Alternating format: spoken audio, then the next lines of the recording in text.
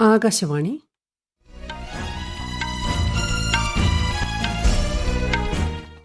നമസ്കാരം. വാർത്തകൾ വായിക്കുന്നത് ലിൻസ സിറാജ്.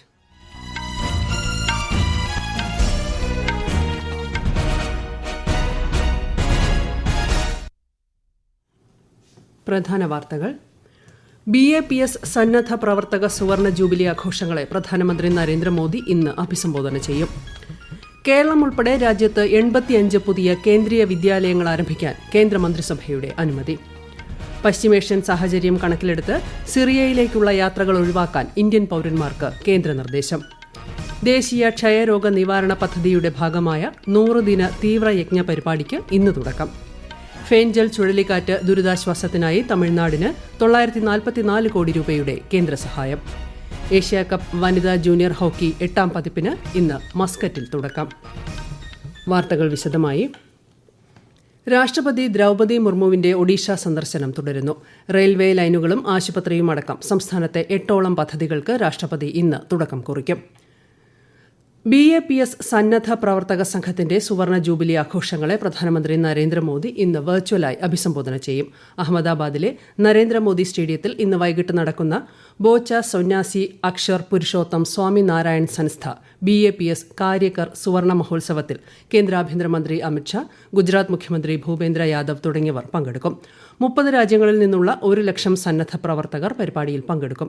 ഒരു വർഷം നീളുന്ന സുവർണ ജൂബിലി ആഘോഷങ്ങൾക്ക് ഈ വർഷം ജനുവരിയിൽ സൂററ്റിലാണ് തുടക്കമായത്.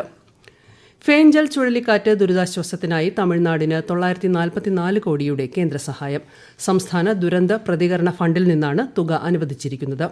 പ്രകൃതി ദുരന്തങ്ങൾ ബാധിച്ച ജനങ്ങളുടെ പ്രശ്നങ്ങൾ പരിഹരിക്കുന്നതിന് സംസ്ഥാനങ്ങളോടൊപ്പം ചേർന്ന് പ്രവർത്തിക്കുമെന്ന് കേന്ദ്ര ആഭ്യന്തരമന്ത്രി അമിത്ഷാ പറഞ്ഞു.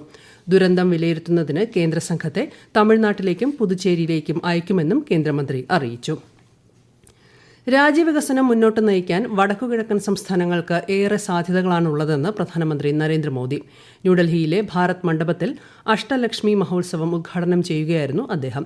21ാം നൂറ്റാണ്ട് കിഴക്കിനും ഏഷ്യയ്ക്കും ഇന്ത്യയ്ക്കുമുള്ളതാണെന്നും അദ്ദേഹം പറഞ്ഞു. नॉर्थ ईस्ट के हर राज्य में स्थायी शांति के प्रति एक अभूतपूर्व जन समर्थन दिख रहा है. हजारों नौजवानों ने हिंसा का रास्ता छोड़ा है और विकास का नया रास्ता अपनाया है. हमें मिलकर अष्टलक्ष्मी का नया भविष्य लिखना है और इसके लिए सरकार हर कदम उठा रही है. പശ്ചിമേഷ്യയിലെ നിലവിലെ സാഹചര്യം കണക്കിലെടുത്ത് ഇനിയൊരു അറിയിപ്പുണ്ടാകുന്നതുവരെ സിറിയയിലേക്കുള്ള എല്ലാ യാത്രകളും ഒഴിവാക്കണമെന്ന് ഇന്ത്യൻ പൌരന്മാർക്ക് കേന്ദ്ര സർക്കാർ നിർദ്ദേശം. നിലവിൽ സിറിയയിലുള്ള ഇന്ത്യക്കാരോട് കൂടുതൽ വിവരങ്ങൾക്കായി ഡമാസ്കസിലെ ഇന്ത്യൻ എംബസിയുമായി ബന്ധപ്പെടാൻ വിദേശകാര്യ മന്ത്രാലയം ആവശ്യപ്പെട്ടു.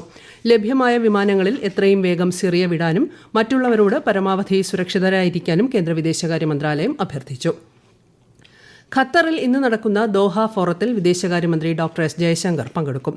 ദി ഇന്നൊവേഷൻ ഇംപെരേറ്റീവ് എന്ന പ്രമേയത്തിൽ ദോഹ ഫോറത്തിന്റെ 22ാം പതിപ്പാണിത്. നാളെ ബഹ്റൈനിലെത്തുന്ന അദ്ദേഹം ഖത്തർ വിദേശകാര്യമന്ത്രിയുമായി ചേർന്ന് 4ാമത് ഇന്ത്യ ബഹ്റൈൻ ഹൈ ജോയിന്റ് കമ്മീഷന്റെ അധ്യക്ഷത വഹിക്കും. കേന്ദ്ര ആഭ്യന്തരമന്ത്രി അമിത്ഷാ ഇന്ന് ഗുജറാത്ത് സന്ദർശിക്കും. രാവിലെ അഹമ്മദാബാദിലെ ഗ്ലോബൽ ഹോസ്പിറ്റൽ ഉദ്ഘാടനം ചെയ്ത ശേഷം ഗുജറാത്ത് ലോക് സേവാ ട്രസ്റ്റിന്റെ വാർഷിക ഉത്സവത്തിലും അദ്ദേഹം പങ്കെടുക്കും. വൈകുന്നേരം BAPS അക്ഷർധാമിന്റെ സുവർണ ജൂബിലി ഉത്സവത്തിൽ ശ്രീ ഷാ പങ്കെടുക്കും. കർഷകർക്ക് ഉൽപാദന ചെലവിന്റെ 50%-ലധികം കുറഞ്ഞ താങ്ങുവിലയായി നൽകി ഉൽപ്പന്നങ്ങൾ സംഭരിക്കുമെന്ന് കേന്ദ്ര സർക്കാർ. കൃഷിമന്ത്രി ശിവരാജ് സിംഗ് ചൌഹാൻ രാജ്യസഭയിൽ ചോദ്യോത്തരവേളയിലാണ് ഇത് സംബന്ധിച്ച ഉറപ്പ് നൽകിയത്. കാർഷിക മേഖലയ്ക്കുള്ള ബജറ്റ് വിഹിതത്തിൽ വൻ വർധനയുണ്ടായതായും കൃഷിമന്ത്രി പറഞ്ഞു. കമ്മീഷൻ ഓൺ നാർക്കോട്ടിക് ഡ്രഗ്സ് CNDയുടെ 68ാമത് അധ്യക്ഷ പദവി ഇന്ത്യയ്ക്ക്. ഐക്യരാഷ്ട്രസഭയിലെ ഇന്ത്യയുടെ സ്ഥിരം പ്രതിനിധി ശംഭുകുമാരൻ ഇന്നലെ CNDയുടെ അധ്യക്ഷ പദവിയിൽ ഔദ്യോഗികമായി ചുമതലയേറ്റു. ഇതാദ്യമായാണ് ഇന്ത്യയെ ഈ സുപ്രധാന പദവിയിലേക്ക് തിരഞ്ഞെടുക്കുന്നത്. ആഗോള ചർച്ചകളിൽ വികസ്വര രാജ്യങ്ങളുടെ താൽപര്യങ്ങളും കാഴ്ചപ്പാടുകളും പ്രോത്സാഹിപ്പിക്കുന്നതിന് അധ്യക്ഷ സ്ഥാനം വഹിക്കുന്ന ഇന്ത്യ മുൻകൈയെടുക്കും. മയക്കുമരുന്നുമായി ബന്ധപ്പെട്ട വിഷയങ്ങളിൽ ഐക്യരാഷ്ട്രസഭയുടെ പ്രധാന നയരൂപീകരണ സ്ഥാപനമാണ് CND. ഈ വാർത്തകൾ ആകാശവാണിയിൽ നിന്ന്. ആകാശവാണി വാർത്തകളും വാർത്താധിഷ്ഠിത പരിപാടികളും All India Radio News Thiruvananthapuram YouTube ചാനലിലും All India Radio News Thiruvananthapuram Facebook പേജിലും AR News_ തിരുവനന്തപുരം ഇൻസ്റ്റഗ്രാം അക്കൌണ്ടിലും AR News_TVM X ഹാൻഡിലും ലഭ്യമാണ്. ദേശീയ ക്ഷയരോഗ നിവാരണ പദ്ധതിയുടെ ഭാഗമായ 100 ദിന തീവ്രയജ്ഞ പരിപാടിക്ക് ഇന്ന് തുടക്കം. കേന്ദ്ര ആരോഗ്യമന്ത്രി ജെ പി നഡ്ഡ ഹരിയാനയിലെ പഞ്ച്കുലയിൽ പരിപാടി ഉദ്ഘാടനം ചെയ്യും. ഹരിയാന മുഖ്യമന്ത്രി നായബ് സിംഗ്, ആരോഗ്യമന്ത്രി ആർദി സിംഗ് റാവു എന്നിവർ ചടങ്ങിൽ പങ്കെടുക്കും. രാജ്യത്തെ 347 ജില്ലകളിലാണ് ക്യാമ്പയിൻ സംഘടിപ്പിക്കുന്നത്. രോഗനിർണയത്തിന് നേരിടുന്ന കാലതാമസവും മരണനിരക്കും കുറയ്ക്കുന്നതിനും ചികിത്സാ ഫലങ്ങൾ മെച്ചപ്പെടുത്തുന്നതിനുമാണ് ഈ തീവ്രയജ്ഞ പരിപാടിയിലൂടെ സർക്കാർ ലക്ഷ്യമിടുന്നത്. ക്ഷയരോഗ നിർമ്മാർജ്ജനം എന്ന ലക്ഷ്യവുമായി 2018 നടന്ന ഡൽഹി ഉച്ചകോടിയിൽ പ്രധാനമന്ത്രി നരേന്ദ്രമോദി ആവിഷ്കരിച്ച TB മുക്ത് ഭാരത് എന്ന കാഴ്ചപ്പാടിന് അനുസൃതമായാണ് 100 ദിന തീവ്രയജ്ഞ പരിപാടി സംഘടിപ്പിച്ചിരിക്കുന്നത്. കേരളത്തിൽ പരിപാടിയുടെ സംസ്ഥാനതല ഉദ്ഘാടനം ആരോഗ്യമന്ത്രി വീണ ജോർജ് ഇന്ന് പത്തനംതിട്ടയിൽ നിർവഹിക്കും.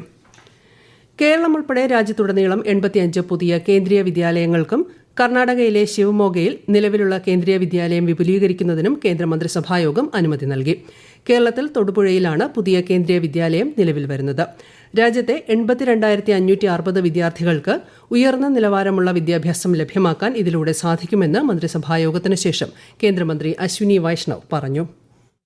न्यू एजुकेशन पॉलिसी का इम्प्लीमेंटेशन करने के लिए पीएम श्री माननीय प्रधानमंत्री जी के सेकंड टर्म में लाया गया था और उसमें केंद्रीय विद्यालय और नवोदय विद्यालय को एग्जाम्पलर स्कूल्स के हिसाब से पीएम श्री स्कूल्स में डेजिग्नेट किया गया है और न्यू एजुकेशन पॉलिसी के इम्प्लीमेंटेशन का वहां पे एक तरीके से मॉडल बने so that other schools can start following the new education policy.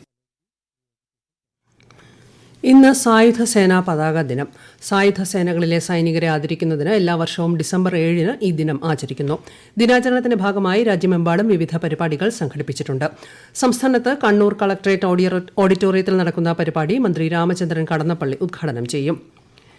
Asia cup വനിതാ ജൂനിയർ ഹോക്കി 8ാം പതിപ്പിന് ഒമാനിലെ മസ്കറ്റിൽ ഇന്ന് തുടക്കം. 2025 ചിലിയിൽ നടക്കാനിരിക്കുന്ന FIH ജൂനിയർ ലോകകപ്പിനുള്ള യോഗ്യതാ മത്സരമാണ് ജൂനിയർ ഏഷ്യാ കപ്പ്. ഇന്ത്യൻ ടീമിനെ ക്യാപ്റ്റൻ ജ്യോതി സിംഗ് നയിക്കും.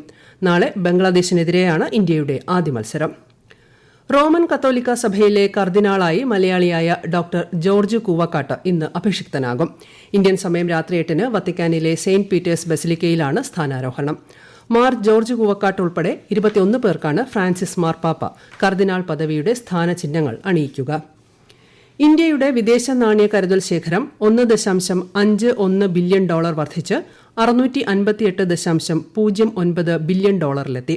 5 മാസത്തെ ഇടിവിന് ശേഷമാണ് കരുതൽ ശേഖരത്തിൽ വർധന രേഖപ്പെടുത്തിയത്. വിദേശ കറൻസി ആസ്തിയിലെ $2.06 ബില്യൺ വർധനയാണ് ഈ മുന്നേറ്റത്തിന് കാരണം. ആംഗ്യഭാഷയിലെ PM ഇ-വിദ്യ DTH ചാനൽ കേന്ദ്ര വിദ്യാഭ്യാസ മന്ത്രി ധർമ്മേന്ദ്ര പ്രധാൻ പുറത്തിറക്കി. ആംഗ്യഭാഷ പ്രോത്സാഹിപ്പിക്കാൻ ലക്ഷ്യമിട്ടാണ് ചാനൽ പുറത്തിറക്കിയതെന്ന് അദ്ദേഹം പറഞ്ഞു. സമൂഹത്തിലെ എല്ലാവരെയും ഉൾപ്പെടുത്തിയുള്ള വികസനം സാധ്യമാക്കാനും ആശയവിനിമയത്തിനിടയിലെ വിടവ് നികത്താനും ചാനൽ സഹായകരമാകും. വരാനിരിക്കുന്ന കേന്ദ്ര ബജറ്റിന് മുന്നോടിയായി ധനമന്ത്രി നിർമ്മല സീതാരാമൻ പ്രമുഖ സാമ്പത്തിക വിദഗ്ധരുമായി ചർച്ച നടത്തി. ധനമന്ത്രി വിളിച്ചു ചേർത്ത ആദ്യ യോഗത്തിൽ ധനകാര്യ സഹമന്ത്രി പങ്കജ് ചൌധരി, ധനകാര്യ സെക്രട്ടറി, മുഖ്യ സാമ്പത്തിക ഉപദേഷ്ടാവ് എന്നിവരും പങ്കെടുത്തു. മഹാരാഷ്ട്ര നിയമസഭയുടെ 3 ദിവസത്തെ പ്രത്യേക സമ്മേളനം ഇന്നു മുതൽ മുംബൈയിൽ നടക്കും. പുതുതായി തിരഞ്ഞെടുക്കപ്പെട്ട MLA-മാരുടെ സത്യപ്രതിജ്ഞയും സ്പീക്കർ തെരഞ്ഞെടുപ്പും സമ്മേളന കാലയളവിൽ നടക്കും. ISL ഫുട്ബോളിൽ ഇന്ന് 2 മത്സരങ്ങൾ. വൈകിട്ട് 5 മണിക്ക് നടക്കുന്ന ആദ്യ മത്സരത്തിൽ ചെന്നൈയിൻ FC ഈസ്റ്റ് ബംഗാൾ FCയെ നേരിടും. രാത്രി 7:30-ന് രണ്ടാം മത്സരത്തിൽ ബംഗളൂരു FC കേരള ബ്ലാസ്റ്റേഴ്സിനെ നേരിടും. അഡ്ലെയ്ഡ് ഓവലിൽ നടക്കുന്ന ബോർഡർ ഗവാസ്കർ ട്രോഫിയുടെ 2ാം ടെസ്റ്റ് മത്സരത്തിൽ ഇന്ത്യയ്ക്കെതിരെ ഓസ്ട്രേലിയ 1-86 എന്ന നിലയിൽ ആദ്യ ഇന്നിംഗ്സ് ഇന്ന് പുനരാരംഭിക്കും. ഇന്ത്യൻ സമയം രാവിലെ 9:30-നാണ് മത്സരം ആരംഭിക്കുക. 5 മത്സരങ്ങളുള്ള പരമ്പരയിൽ ഇന്ത്യ 1-0 മുന്നിലാണ്. സ്മാർട്ട് ഇന്ത്യ ഹാക്കത്തോൺ 7ാം പതിപ്പിന് ഈ മാസം 11-ന് തുടക്കമാകും. രാജ്യത്തെ 51 കേന്ദ്രങ്ങളിലായി നടക്കുന്ന ഹാക്കത്തോൺ കേന്ദ്ര വിദ്യാഭ്യാസ മന്ത്രി ധർമ്മേന്ദ്ര പ്രധാൻ ഉദ്ഘാടനം ചെയ്യും. ദൈനംദിന പ്രശ്നങ്ങൾ പരിഹരിക്കുന്നതിന് വിദ്യാർത്ഥികൾക്ക് ആശയങ്ങൾ നൽകാനും യുവാക്കൾക്കിടയിൽ പ്രശ്നപരിഹാര മനസ്ഥിതി സൃഷ്ടിക്കാനുമാണ് ഹാക്കത്തോൺ ലക്ഷ്യമിടുന്നത്. പ്രധാന വാർത്തകൾ വീണ്ടും. BAPS സന്നദ്ധ പ്രവർത്തക സുവർണ ജൂബിലി ആഘോഷങ്ങളെ പ്രധാനമന്ത്രി നരേന്ദ്രമോദി ഇന്ന് അഭിസംബോധന ചെയ്യും. കേരളം ഉൾപ്പെടെ രാജ്യത്ത് 85 പുതിയ കേന്ദ്രീയ വിദ്യാലയങ്ങൾ ആരംഭിക്കാൻ കേന്ദ്ര മന്ത്രിസഭയുടെ അനുമതി. പശ്ചിമേഷ്യൻ സാഹചര്യം കണക്കിലെടുത്ത് സിറിയയിലേക്കുള്ള യാത്രകൾ ഒഴിവാക്കാൻ ഇന്ത്യൻ പൌരന്മാർക്ക് കേന്ദ്ര നിർദ്ദേശം. ദേശീയ ക്ഷയരോഗ നിവാരണ പദ്ധതിയുടെ ഭാഗമായ 100 ദിന തീവ്രയജ്ഞ പരിപാടിക്ക് ഇന്ന് തുടക്കം. ഫെൻജൽ ചുഴലിക്കാറ്റ് ദുരിതാശ്വാസത്തിനായി തമിഴ്നാടിന് 944 കോടി രൂപയുടെ കേന്ദ്ര സഹായം. ഏഷ്യാകപ്പ് വനിതാ ജൂനിയർ ഹോക്കി 8ാം പതിപ്പിന് ഇന്ന് മസ്കറ്റിൽ തുടക്കം. വാർത്തകൾ കഴിഞ്ഞു. അടുത്ത വാർത്താ പ്രക്ഷേപണം ഉച്ചയ്ക്ക് 12:30.